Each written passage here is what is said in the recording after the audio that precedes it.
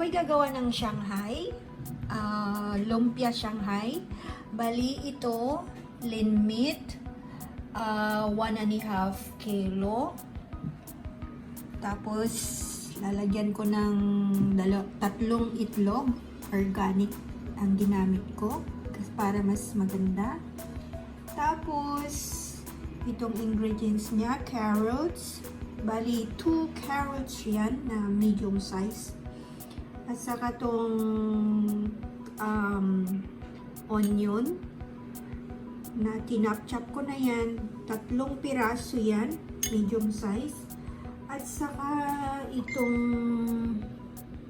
black pepper, ground black pepper. At garlic salt with parsley. Bali, ganito yan. Ayan, para mas masarap siya. Saka, ito lalagyan ko rin ng medium na bell pepper. Alam ko, yung iba hindi naglalagay, pero ako naglalagay, mas masarap yun. Tapos, maglalagay din ako ng light soya sauce. Ayan, light soya sauce ang gagamitin ko para hindi maalat.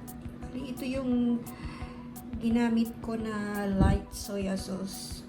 Ayan. Ayan eh. So, iyan ang gagamitin ko. So, unang gagawin natin is babatiin ko yung itlog. Yung iba guys, ang ginagawa nila ay direkta na nilang hinahalo sa minced pork. I mean, yung sa karne. Pero ang ginagawa ko ay dito ko muna tinitimpla yung mga sauce niya. Para sure ako na tamang-tama yung timpla ng karne pag tinalo. Yan, okay na siya.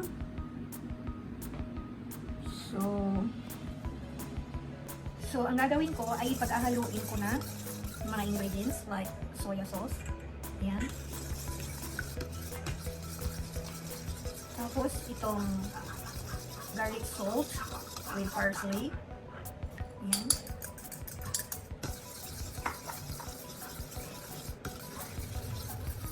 Hinahalo ko na siya guys para alam ko yung lasa na niya mamaya.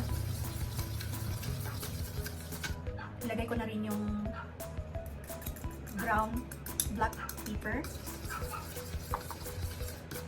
Ayan, halo-halo natin.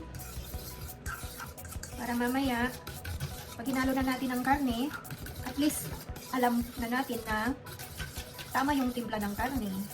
Kasi pag titimplahan mo at kasi pag ihahalo mo siya lahat sa karne, hindi mo alam kung tama yung kwan. Yan.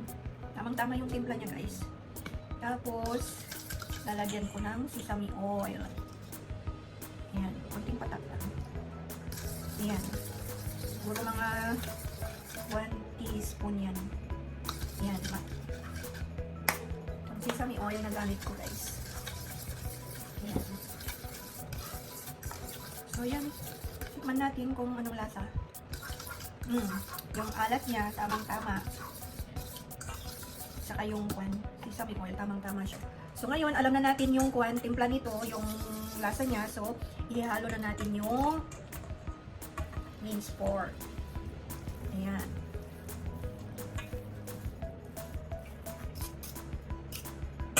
Tapos, halu-haluin. Para magpantay yung lasa niya.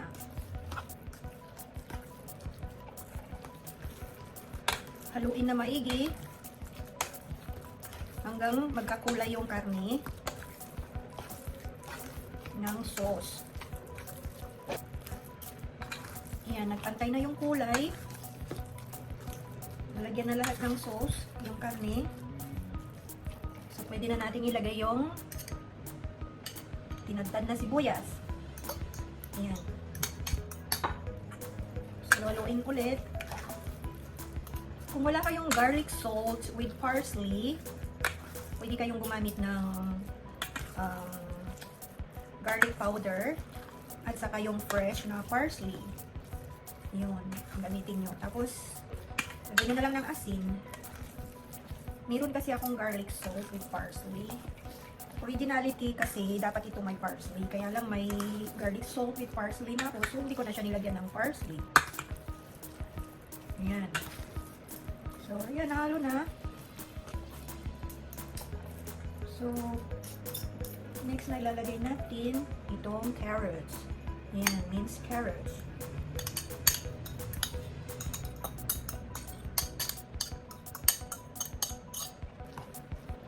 Mabango na siya.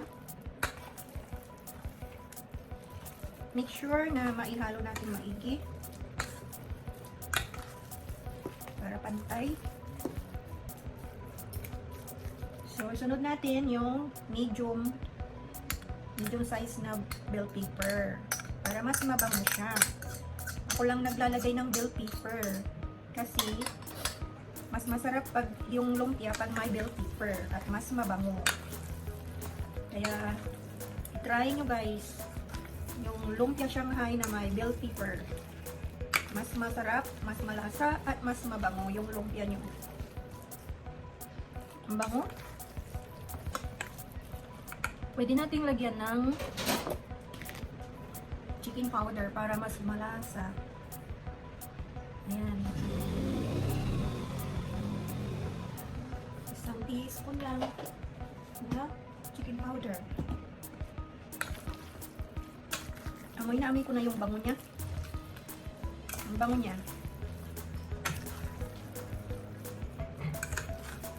Ayan. Ang bango. Nagpabango yung bell pepper. Ayan siya. Ang bango na siya. Ayan. Okay na siya. Mabango. So, ready na para ibalot.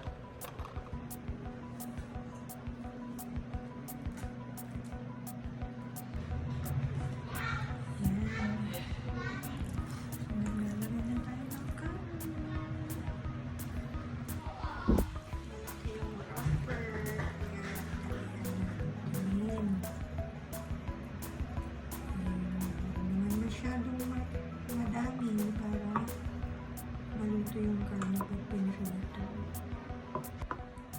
Bibigay ko ba ng cash yung pang grocery talaga? Online na. Ano yun? Live yun? Kadaya naman. Ikaw, 35%.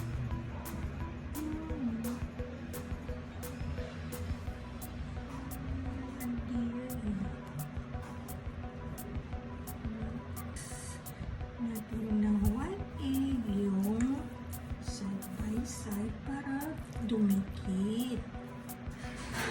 Parang yun.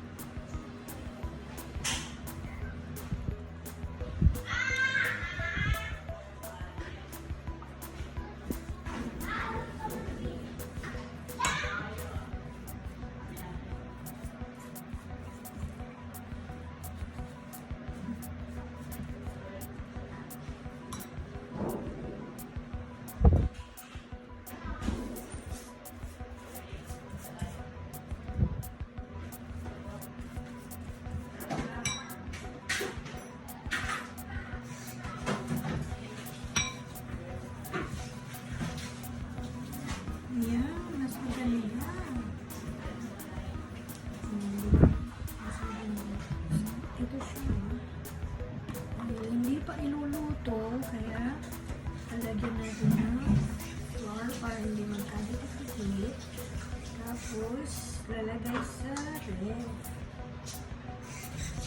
Hindi magdikit-dikit. Kasi hindi pa iluluto. Bukas pa iluluto. I-freezer muna.